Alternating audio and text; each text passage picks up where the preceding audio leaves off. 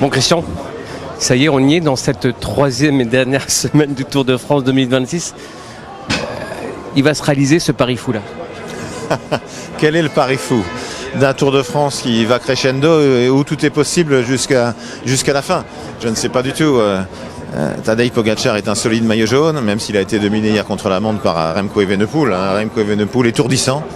Mais c'est vrai que l'étape de Bourdoisan-l'Alpe d'Huez à la veille de l'arrivée finale, samedi donc, est sur le papier la plus dure de ce Tour de France, et que le temps va changer puisqu'on va avoir de la pluie et des températures qui seront des 18 ou 20 degrés ou quelque chose comme ça, peut-être même plus froid en haut d'école. Donc voilà, tout est toujours possible. Il y a un super favori qui a complètement assumé et écrasé le début du Tour sans aucun doute, qui est toujours très haut mais dont l'équipe semble un peu moins performante ces derniers jours. Et puis il y a un parcours qui, laisse à penser que tout est encore possible. Peut-être que Pogačar augmentera encore son avance. Mais peut-être que si on a un coup de moins bien, on peut tout perdre. Tu dis souvent, Christian, que le Tour de France, c'est des souvenirs d'enfance. Si je te dis Pâques 69, Pâques 1969. Alors, Pâques 69, je ne vois pas. C'est pas là que la première fois que tu as skié à l'Alpe d'Huez? Oui, alors Pâques 69, en effet, c'est la première fois que nous sommes partis en vacances à l'Alpe d'Huez avec mes parents, mes frères et sœurs.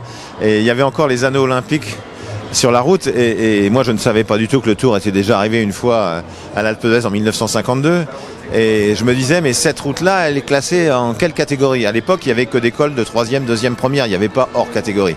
Et je me disais, mais ça doit quand même être ces virages numérotés, etc. Ça doit quand même être une montée de première catégorie. C'est une montée hors catégorique, puisque depuis longtemps maintenant, il y a des cols hors catégorie.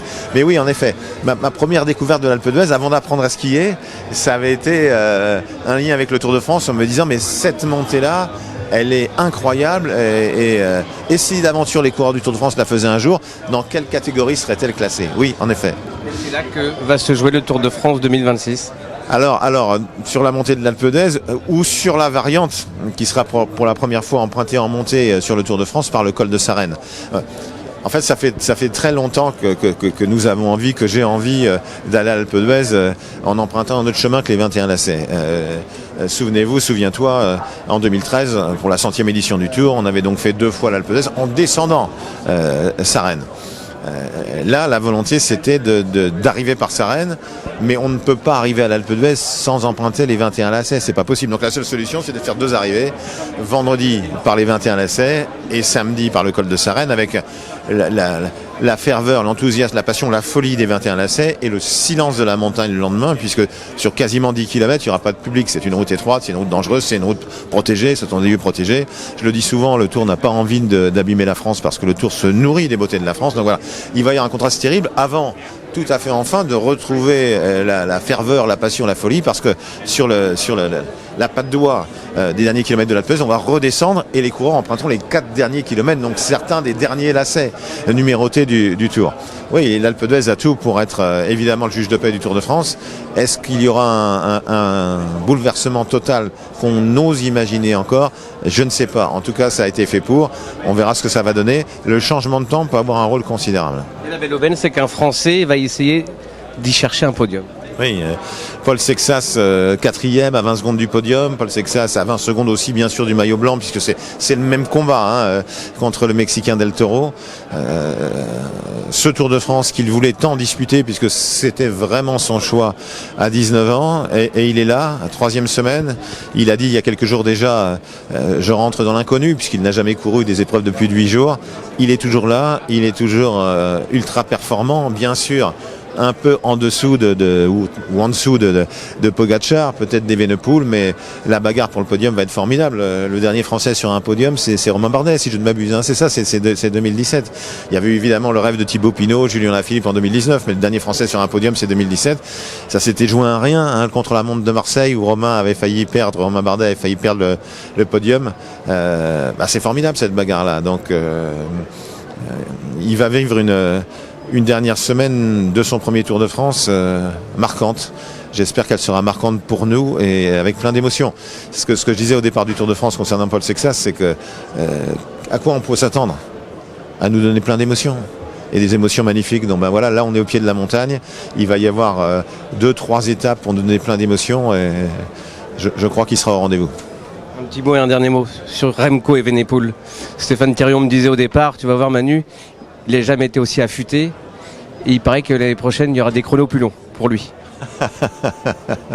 En tout cas, oui, il est à un niveau qu'on n'a jamais connu de sa part sur le Tour de France. Sa victoire au plateau de Soleso, en plus avec et Pogacar et Del Toro ensemble, et il est 1 contre 2 et il gagne. Et puis la démonstration très très très impressionnante dans le contre-la-montre entre Evian et Thonon. Je crois que alors bien sûr, je le vois rattraper au championnat du monde Tadej Pogacar pour son 3e titre de champion du monde. Il est champion olympique, c'est le maître de la discipline. La manière dont il a gagné l'étape hier est quand même très très très très spectaculaire, surtout après avoir triomphé en haut du plateau de Soleison. Donc là où on s'attendait dans l'étape du plateau de Soleison à ce qu'il se perde du temps, il en gagne et il gagne l'étape. Il est au moins au niveau auquel on pensait sur le contre-la-montre. Je suis très curieux de voir ce qu'il va faire, moi, dans les deux ascensions de l'Alpe d'Huez. Je sais que tu détestes l'exercice et je sais que tu ne vas pas me répondre. Ton podium à Paris. Alors je ne vais évidemment pas répondre, mais en revanche, il y a quelques jours encore, il y avait une très forte densité pour le podium, précisément derrière Pogacar. Aujourd'hui, malheureusement, après les chutes de Vingegaard et de Lipovic, ça s'éclaircit. Et puis Ayuso semble un peu en retrait, mais bon, on ne sait jamais. La canicule a marqué les organismes. C'est une fin de 3e semaine du Tour de France, la semaine où on reconnaît les coureurs du Tour, les vrais coureurs du Tour, les champions du Tour. Et il y aura un changement de temps sur l'étape de samedi, qui est la plus dure. Donc j'ai envie de redire, même si c'est peut-être un peu prétentieux là maintenant, rien n'est fait. Merci Christian.